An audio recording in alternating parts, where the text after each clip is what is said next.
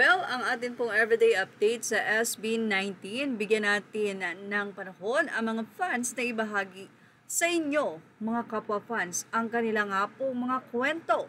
Katulad na lamang ni sa Shibuya Crossing mula ito kay K-Zine. Well, komento niya, is that my handsome, elegant, intelligent, charming, kind, thoughtful, strong, courageous, creative, brilliant, gentle, humble, generous, passionate, wise, funny, loyal, dependable, graceful, radiant, calm, confident, warm, compassionate, witty, adventurous, respectful, sincere, magnetic, bold, articulate, empathetic, inspiring, honest, patient, powerful, attentive, uplifting, classy, friendly, reliable, ambitious, initiative, talented, supportive, grounded, determined, charismatic, extraordinary, trustworthy, SB19. Nakakatuwa ang naging comment dito ng SB19 officials or ang kanila pong page. Ang SB19 talaga ito at ang sabi nila, ang haba ha, ha ha ha. Mula naman sa isang Facebook post, Japan has the largest music industry in the whole world. Let that sink in. Proud of you boys, SB19.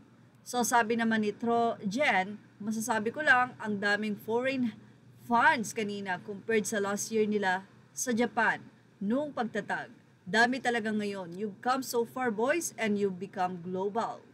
Mula naman sa naging komento sa nasabing post na iyon, true yan, kaya nga most of the time, English gamit nila at may konting Nihongo pag nagsasalita. Nagtagalog na lang sila nung nag-speak up sila about sa issue ngayon sa bansa before nila kantahin yung song na kapangyarihan. True, saka grabe rin ang culture sa kanila, and nakakataba ng puso ang pagtanggap at pagyakap nila sa boy. Ibinahagi naman ni Gracia Faye Cadiz ang napakagandang shot niya kay Philip or kay Ken. Sulit ang bayad sa airfare, PH Japan at bayad sa hotel kapag ganito kaganda yung shot ko sa ultimate bias ko. Sa naman ng mga kapwa SB19 fan or 18, thanks for sharing. Bakit hindi mo nilagyan ng watermark cups? Mula naman kay Gracia, aniya okay lang, I'm sharing this for everyone. Mas okay ngang manood ng concert ng SB19 sa abroad kaysa mas malapit sila, sabay pasyal na rin.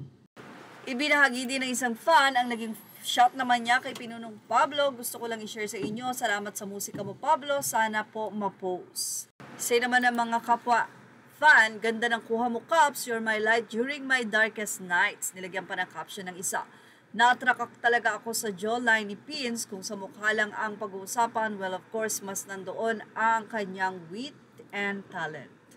Sa ibang balita naman din, sa inang fans, in celebrating of SB19's 7th anniversary, I'll be giving away free printed Polaroid-style photos at the Araneta Coliseum.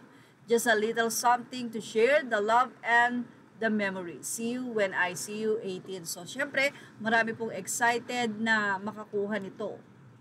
Sabi nga nila, Kap, sa labas ka muna, see you. Noted, ahahaha, ang ilan ay talagang gustong-gustong makakuha ng nasabi nga pong previous na iyon. Hope to see you, Kaps. Anong seat number mo? Hehe. Kahanga-hanga ka, Kaps. Thank you for sharing. OMG, hope to see you soon sa sanang seat mo. Say naman ng isa, kahit walang tics mag, team labas pala ako. Yan ang sabi naman. Team labas pala ako ever. Sana makakuha. Hope to see you, Kaps. Ahead. Thank you in advance. Wow, nice. Thank you, Kaps. Hope to see you. Ayan po, napakarami pong gustong makakuha ng previous. So, yan po ang ating latest update sa SB19. Tumutok lang for more. Thank you for watching. Please like, share, and subscribe.